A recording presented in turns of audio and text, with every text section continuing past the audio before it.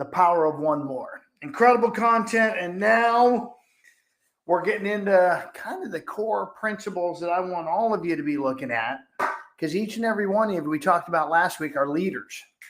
And so here are some core principles related to leadership. In fact, 11 of them that I would love to hear what you guys took from these 11. Chapter 16, for those that are hopping into their book, I'm going to hear, what do you guys have? Tom, you are up and ready to go, brother. What do you have?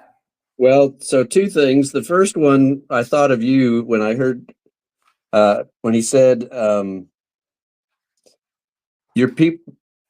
old people don't need to hear new things. New people need to hear old things. And so I just thought about all the bold laws that you've claimed as yours, and I have too, because when it applies, it applies. I was like, aha, well, that's really interesting, because and I'm sure I heard something else that I just felt like Doug would have heard, which was, God does not call the qualified, he qualifies the called. And I thought that was really cool. I saw Julianne mouthing the words as I was saying that, because I have these visions of me teaching, or speaking from stages, and I think, what do I have to say? I like to have a partial story or in a partial story. And then last week I was in Denver, and part of the thing I spoke for a few minutes, and when I was done, I actually left the stage and went, dang, I don't think I would have done anything differently. And then I had people come up to me and say, wow, that was really powerful. It was it's basically the courage to take the next step. But I talked about, starting from as a kid, jumping off of a diving board when I was 3, 10-foot diving board, and remembering that. And then being called to play tuba, even though I played saxophone in the state semifinals, because our tuba got one of our 4 tubas left. And then almost drowning in the San Gabriel River, being pinned underwater in a low water bridge, and surviving that. And just taking the next step, and having the courage so delivering the message, and just that's anyway, this was a powerful chapter. God doesn't call the qualified, he qualifies the called. Well, and before we get back into the contract, I've got to backtrack and sidetrack just a touch. What the heck were you doing in the San Gabriel River? So when they let water out of Lake Georgetown, you can tube from the country club down to San Gabriel Park. It's about an hour. And the night before, we always go and look at the low water bridge. If it's flowing over at all, it's high enough to tube. So when we were there, it was up to our knees, which meant we could start way above. And so we just assumed it was the same release. So we got in way above, and my buddy said, hey, when you get to the low water bridge, he was downstream from me, you're going to have to get out. So I pointed my feet downstream. And when my feet hit the low water bridge, I pushed down on the tube. The tube got sucked under, and I got folded in half, and my legs were pressed against my forehead. And so I could smell and hear the water and see the stuff like 3 feet above me just floating down, and the trees blowing in the wind. And I knew I was going to die. And then I remembered an instructor said, a water safety instructor trainer that taught me so I could teach water safety instructor. I know the irony is there. If you're ever in a bad situation in the water, be gentle with the water, and the water will be gentle with you. So I used all of my strength to relax, which is kind of a contradiction. And suddenly my legs just turned to mush and just unfurled downstream. And I pulled myself out of the water and stood up and took a breath. And I didn't say this in the speech, but it was the first time I heard my buddy ever say a bad word, and now he hasn't stopped ever since. But yeah, it was terrible. And I had headlines in my, naval aviation candidate dies in drowning incident, local lifeguard drowns. And then I thought of Mom, and I was like, oh, she's going to be so sad. And Well, yeah, think about, though, from this section that you hit, chapter 5, repetition, repetition, repetition. I know for a fact that water safety trainer didn't give you that be gentle with the water and the water will be gentle with you one time. I suspect it was given multiple times to where it was drilled deep. And when the moment came, it became automated to you as a leader in training. So this is all from page 204 for those that are on it, this repetition. And like you said, leadership is not about telling new things to old people. Every one that of is, yeah, that instruction that he gave, he always talked about if you're ever swimming in the weeds. And I always thought, what? Who's going to go swimming in the weeds? But if you got to go save somebody, whatever, if you pull through, it just wraps around your arms. And so if you just move slowly, you can go. And yeah, so I thought for sure I would have told you about almost almost drowning. no, And of course, so when that was all done, what we're doing in real estate. Yeah, when that was all done, my tube was down in a whirlpool about 100 yards, and I couldn't lose that $6 tube. So yeah. Well, also in this section, your ability to say the same things repeatedly is what creates a culture in your organization. So, I'm constantly hitting on these foundational 4: calendar, database, conversations, knowing your numbers. I'm constantly sharing with you guys, and there'll be other chapters where I'll continue to re-anchor this. My mission statement: to have every single agent who enters my world be financially, time, and location free within 5 years. That's my commitment for every one of you, to get you on that path. What I love, and it'll come up later on the mission, is the enemy. Because when we get there, I'll tell you exactly what my enemy is related to that. And yet, guys, we got to repeat this stuff over and over and over. What we're doing in this room is so unique. Are you repeating it and letting people know the things you pick up today? Are you going to create videos, get them out there? Are you going to type up a post, get it out there? Are you going to repeat what you're learning so you start showing up as a leader in every space you're in? What else you guys have? Julianne, I see your mic's hot. Hey, so I think one of the most resonating point was point number 4 on page 203, where he talks about love and belief and care and show people how to live better. This is contradictory to what is taught in corporate culture. And so I absolutely loved it. It was almost like a validation, because it's like, I just genuinely love people. I want to celebrate them. I want to hug them. I want to love on them. And he talks about, working with the boys. It's a story that he shares often anyways, but it was a minimum wage job for him. And it was something because he felt he was a loser. He came out of college, had a job, got an injury, couldn't play baseball. And his dad got him this job, and it was minimum wage. And he felt like, and he's like, and his buddies were like, hey, what are you doing? Oh, you're still babysitting those boys? And something caught fire in him. And he's like, no. And he told them his testimony to working with these kids. And he didn't realize then, but it was going to be the root of this love, genuine love for helping people feel loved. And it's so powerful. I wish corporate culture had more of this. Well, I will tell you, smart corporate culture does. Wall Street Journal, one of the 100 most important books of all time on their list, which we read when I say we, me, and it's now become we, read every December, is by a gentleman by the name of Stephen Farber, and it's called Radical Leap. The things that you should bring to your leadership journey. This is what separates true leaders, corporate as well as personal, is they are bringing love. In fact, one of his later books that just came out about 3-4 years ago, Love is Just Damn Good Business. Because you guys when you go to real estate, by the way, same with your consumers and everybody else around you, when you go to work, you don't check your heart at the door.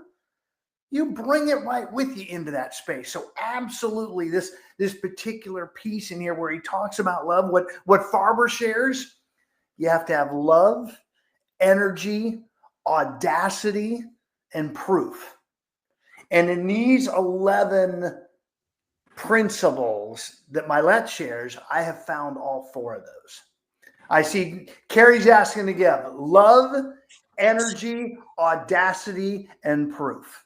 You bring those every day to your game, and magic happens in your organization. Caesar, what do you got, brother? Can you say that again? It cut out just as you were saying. One more time, Jeanette. Love, energy, audacity, one of my personal favorites, and proof. Caesar, you came, you went. Are you coming again? There you go. Thanks, Coach. I wanted to bring up on page 200, number 1, become an evangelist. Evangelist is someone who talks about something with great enthusiasm. And then later on it says evangelism is the transference of the dreams you're selling to those you lead so that you can project infectious energy to the rest of the world. So I don't know, evangelist I never knew that that's what that meant. It always felt like it was something religious and nothing to do with what it just says here. So that it is so acute. I love that he put it number 1, because if you don't have that enthusiasm and be able to project that dream, it's you're dead in the water, even with anybody that you encounter, right? So I just wanted to bring that amazing description of the word for at least for myself. I was not aware of that was the description of it. Yeah, and what you do every day, Caesar, I know where your heart is, in your heart of service, because it's said right there in that evangelist section. Service and leadership is about meeting the basic needs of those, quote, under you. And I would challenge you that every one of your consumers, everybody you're helping in real estate is, quote, under you, and you can be an evangelist for what you do to serve them, making it all about them. I love being an evangelist of helping agents see a bigger life, of getting free. I know you got into this business, and we have other businesses represented here. I know you got into whatever business you're in to get financially, time, and location free. You wanted pure freedom. And I love being able to step into that space and speak to it. Josh, you're up, brother. Page 211 talks about building a movement. And I definitely believe this paragraph. As a reminder, people don't always have to believe what you're saying. They only have to believe that you believe what you are saying. And that kind of goes along with being evangelistic, being persistent, being repetitious, based on what you and Caesar just said a second ago. Slightly different wording. But after a while, people are like, wow, yeah, you know what? I see it. I mean, that's one of the ways that I think you gain that immediate credibility. Now, it has to be a reasonable thing you believe. It can't be something crazy off the wall that somebody's going to have a hard time going along with. But it's incredible when you win people over in that way, and then not blind trust, but a lot of confidence in you when you put out that behavior. So I'm gonna throw one thing at you, Josh, because I absolutely agree that it's easier to bring people along when they see it as reasonable, and yet everybody's seeing things through a different lens. And so one of my personal favorite quotes I have brought up again, George Bernard Shaw: the reasonable man adapts himself to the world. The unreasonable man persists in trying to adapt the world to himself. Therefore, all progress depends on the unreasonable man. I have said, again, my mission statement is to have every single agent who enters my universe be financially, time, and location free within 5 years. Might some people in real estate think that's unreasonable that everybody gets that? I'm still going to lean into it because I know each and every one of you can make that happen if you will just plug in, lean in, follow the models, do the work. I know you can make it happen. Carrie, I saw you were hot, then Glenna next, and Josh, I'll circle back with you.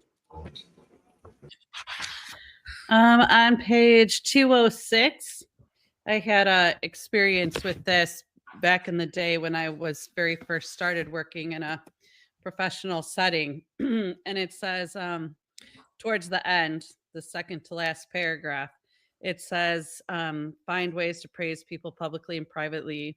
There's something incredibly powerful about lifting up a person in front of other peers. Now, there was a lady that worked with me, and she worked in the warehouse and she worked in printing.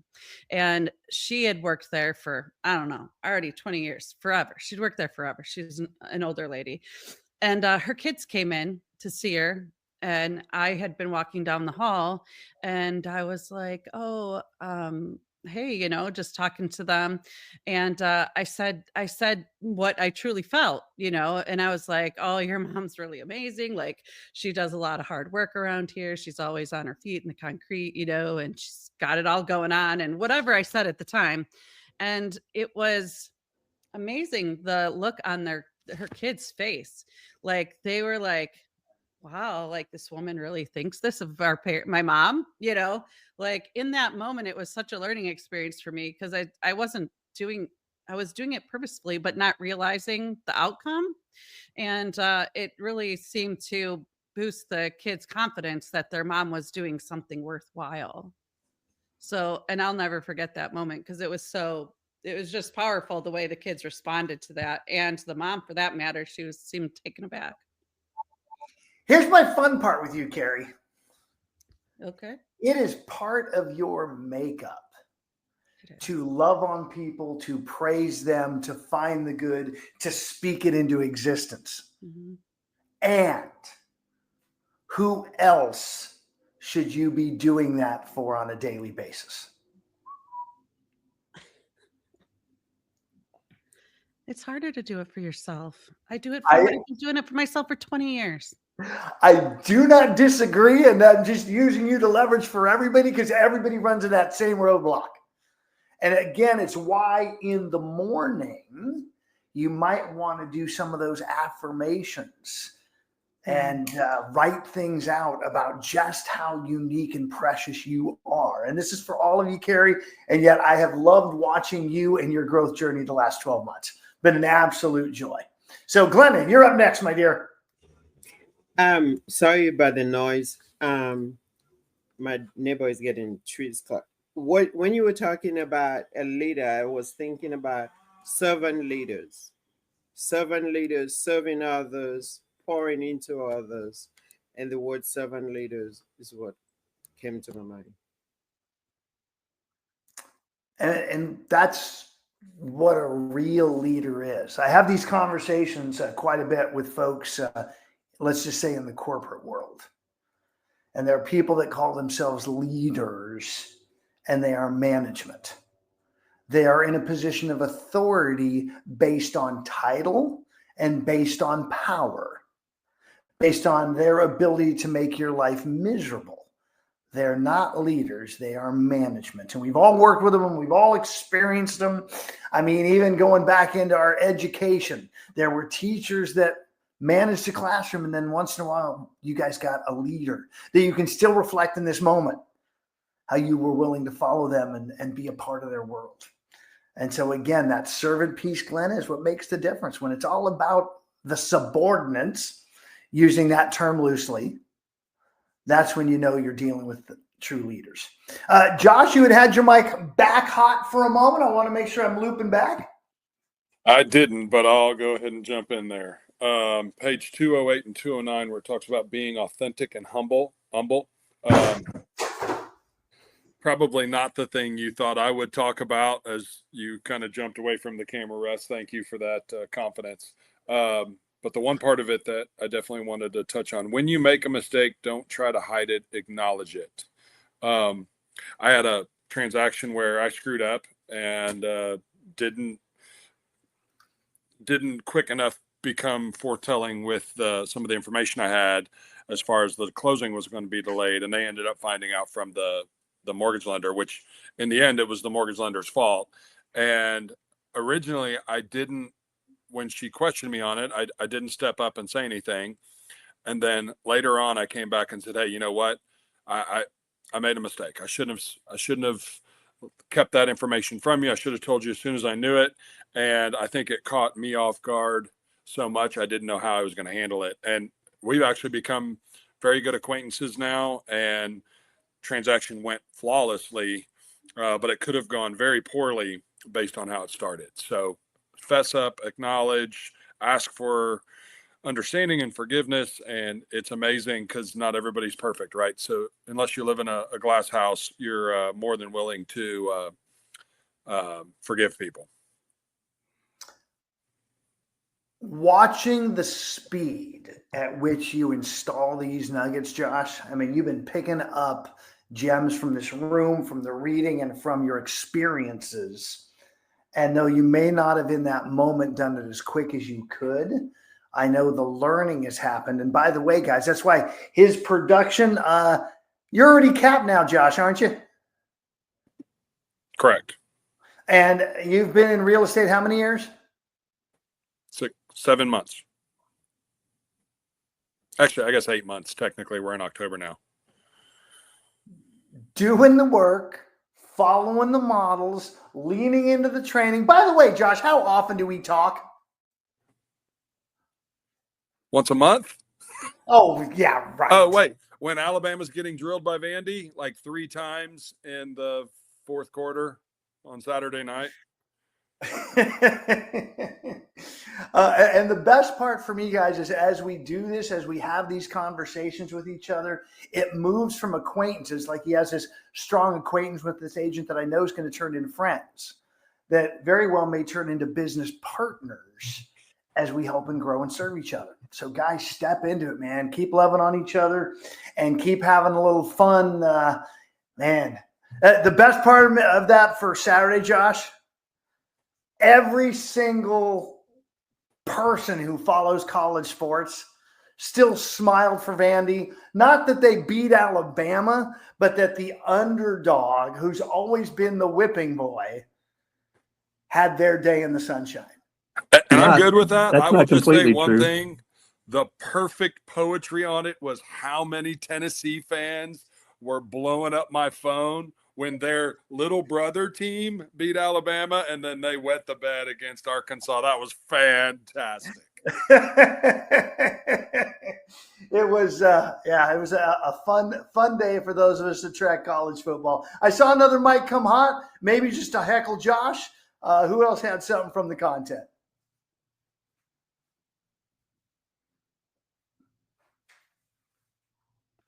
I'll just chime in quickly with the recognition piece that I also, as well, someone mentioned that they live in their life, that same example at the gym. When I see like an older person or a younger person do like a nice way, or they've been there and they actually been there for a while and they actually look like they're getting toward the goal, I'll go and like, hey, I've seen you. I go up to them privately. I'm like, hey, I've seen you here. Love that you're here. You're looking better. Keep it up, and all of a sudden their face like, oh my gosh, thank you so much. And they'll tell you a story. It's like, I just been here, or, I was, and then like, it's like such an amazing thing when you just give that recognition to people, especially when they put in the time.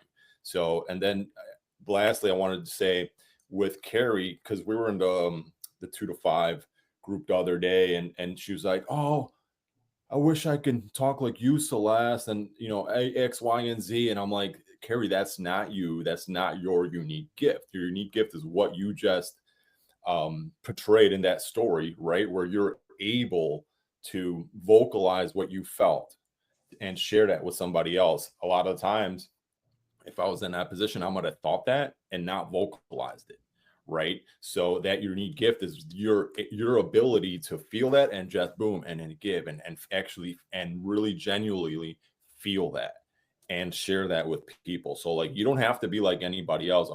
I will continue to drill this into your head, Carrie, until you understand that your unique gift is you. I don't have that. Celeste doesn't have that. Other people in this group do not have that. And again, as soon as you speak, you have this very genuine, caring voice, right? That I know that I don't portray that. I portray a different type of projection and voice. So I just wanted to share those two little nuggets with you, Carrie, because again, we've talked about it before. We will continue to talk about it. And privately, I will ask you a question that I've asked you in the past, and I will continue to ask every week. So just wanted to share that. Justin, I'm coming to you in a moment. Just one thing I wanted to anchor on that, because Caesar's talking about sharing with people you don't even know when you see something. This recognition, this acknowledgement piece, the reason is so powerful is it comes through as encouragement. How do you know someone desires or needs encouragement? They're breathing. Everybody thrives on this. So make sure you're pouring into each other. And I love that, Caesar. Even people you don't know, when you notice something about them, share it, even if it feels awkward, and watch what happens. Justin, brother, the floor is yours. Bring us home. So as I look through this chapter, there's something I want to bring up, and it kind of ties a bunch of the different sections together. The cause, crusade, and mission. So like 7, 9, having the culture, giving people the resources they need, and that ties into building the movement too. Now I'm fortunate that I've been with you in this journey since like early on with you at EXP. And initially I had